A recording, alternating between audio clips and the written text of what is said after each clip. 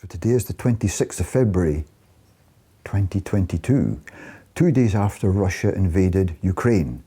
So, it seems appropriate to talk about war.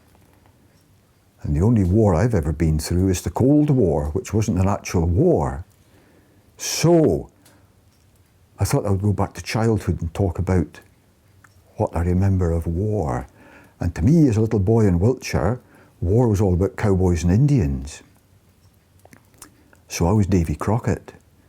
And for my Christmas, I got a Davy Crockett hat. I don't think I got a full outfit, but I got a hat. Probably made out of real rabbit skin, unfortunately, with a long tail down the back. Oh, it was the best thing ever. And I went around killing everybody. It was my first experience of killing people. I killed all my friends in Towerview in the village of Rowd, because I also had a gun and a holster with caps. I went around killing people, and I think I probably killed some adults as well in amongst it all, probably the milkman and people like that, and the coal man. Anyway, that was my first experience of war and fighting. But then our neighbours, it was after the coronation of Queen Elizabeth II, they got a television, especially for the occasion. And after that, I was occasionally allowed to go next door to Mr. and Mrs. Roby's to watch television. And I started hearing about, and I heard my parents talking about the Suez crisis, all to do with President Nasser of Egypt trying to control the Suez Canal, and Israel was involved, France and Britain, and it sounded as if there was going to be war then, real war. And I remember then starting to realise that war was maybe real, for real, and this could be a real war, but it didn't happen. This was in the 1950s. And then also in the 1950s, there was the crisis in Cyprus, a war for independence. And to this day, Cyprus is still divided. But back then was when things kicked off in, would it have been 1956, something like that? I would have been maybe 6 years old, but I can remember that because my teenage neighbour, Christopher Roby, was called up, and he would come home with an army lorry and park it outside our house. And I realised we're beginning to get very close to war. This was a taste of the real thing. So that's kind of as close as I got to war when I was a little boy living in Wiltshire. But at that stage I knew about Suez and the name Nasser and the place Cyprus, and I'd moved on from cowboys and Indians. But then my dad died and we moved up to Shetland when I was 8 years old in 1958. We moved to the island of Yell, and for the first time in my life, I heard about Russians and the Soviet Union. I'd never heard of them before. I had no idea who these people were. And we lived overlooking Mid-Yell Voe, and in rough weather you used to get trawlers coming in sheltering from the bad weather. Lots of Scottish and English trawlers, Norwegian fishing boats, and you would get Russian trawlers. In fact, I can remember in one really bad gale watching one going aground, dragging its anchor in a storm, and giving my granddad a running commentary on this trawler as it went aground and how the men launched a small boat, a small motorboat, and got the anchor in it and moved out into the Voe and dropped the anchor and pulled the boat off the rock. So that was pretty exciting stuff, and these were Russians. And I was always a bit muddled between Russia and the Soviet Union. It was all kind of the same sort of thing.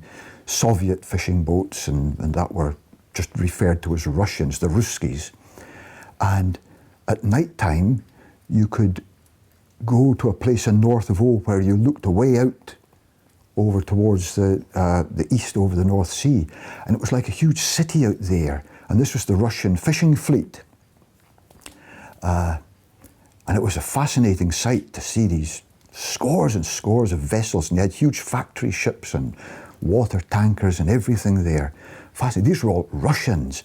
But more to the point on war was the fact that the island next to us was the island of Unst, the very northmost part of the United Kingdom. And a hill on Unst called Saxevord was where the British military had a big radar base.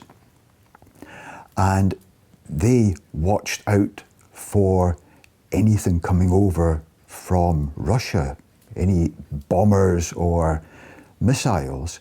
So by the time I was 8, 9 years old, I began to realize that there was something rather different than just Suez and Cyprus. There was this Cold War that it was a war, but it wasn't happening. But we were constantly on the edge of it. And it was all to do with Russians coming to get us. And just on the next island, it would have probably been, I don't know, maybe 15 miles from where I lived, was this very important UK radar station. And it also had a cable, a subsea cable that went across to the Faroe Islands that was able to check any Russian submarines that were moving from the north of Russia, moving down through the Atlantic. And all this information was relayed, if I remember, it was called ACE. It was a big system of communications. Went all the way from northern Norway and the Faroe Islands, through Shetland, down to Aberdeenshire, right through Europe, right down to Turkey and Cyprus. So that if the Russians tried to invade anywhere in Europe, very, very quickly, all these relay stations would get in touch with all the countries that were involved and know that an invasion had happened. So when I was quite small, I was always very aware that war is something that could happen any day and that we were constantly on the alert for it. But strangely, to the Shetland people, they were very friendly with these dreadful people, the Russians, the enemy, the potential enemy, because Russian trawlers would come into the Vaughan in bad weather and local men would go out in boats and go on board and drink vodka and exchange goods, fresh eggs and meat, and they would get watches and cigarettes and stuff. And by all accounts, the Russians were very, very nice people. So that's when I began to realise there was a difference between politicians in the military and just ordinary citizens. Ordinary people didn't seem to want to fight with one another. They wanted to be friendly, but there was something else going on. So that's when I was at primary school. And then I moved down to Sandwich in the south mainland of Shetland. And we ended up in a council house there, a Swedish timber council house. And every morning I would open my curtains and see these huge radar dishes just about, I suppose, 3 miles away or something. And this was the big base of Mossy Hill, which I always thought was a radar station looking out to detect missiles, but apparently it was a communications station. So the likes of Saxeford would give their early warning to Mossy Hill, and Mossy Hill was the part of the communication system that stretched right down through Europe to Cyprus, and every station would instantly get to know that an attack was taking place. So there I was, still all through my teenage years, spending the whole time on this knife edge of the Cold War, thinking it could happen at any time. Fortunately, it never did. And sometimes in bad weather at Mossy Hill in Leavenwick Bay, you would get a Russian trawler coming in to shelter from the storm. But strangely for a trawler, it was bristling with aerials, all sorts of aerials, and the local people just quite openly said it was a spy trawler, which looking back on it now, yes, it was a spy trawler, and there were plenty of them about.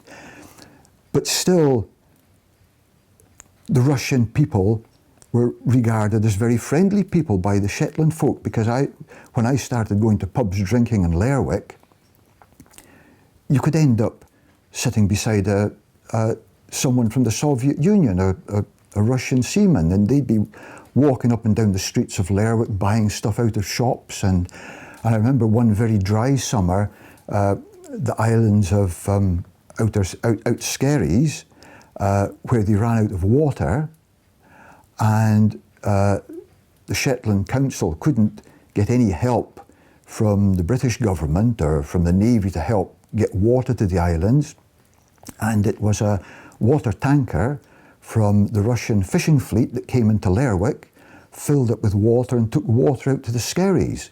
So there was all this sort of cooperation going on. And when I moved from Shetland down to Arbroath and started my first job in Broughty Ferry, working in an office and chatting with people at lunchtime, and people would ask me about life in Shetland and that, when I mentioned Russians in Lerwick and drinking in pubs, nobody believed me. Everybody thought I was talking utter rubbish. They couldn't believe that during the height of the Cold War, there were Russian citizens wandering around the United Kingdom quite freely and openly. But there we were, they were. And that's been my experience of war. It was basically the Cold War that fortunately never happened. But now, here we are suddenly, all these years later, I'm 72 years old, and Mr. Putin has decided to invade Ukraine. And there is no real war in Europe, and we have no idea what lies ahead of us. You'll have to watch this space later on, and we'll bring you up to date, no doubt, but that's my little story of war.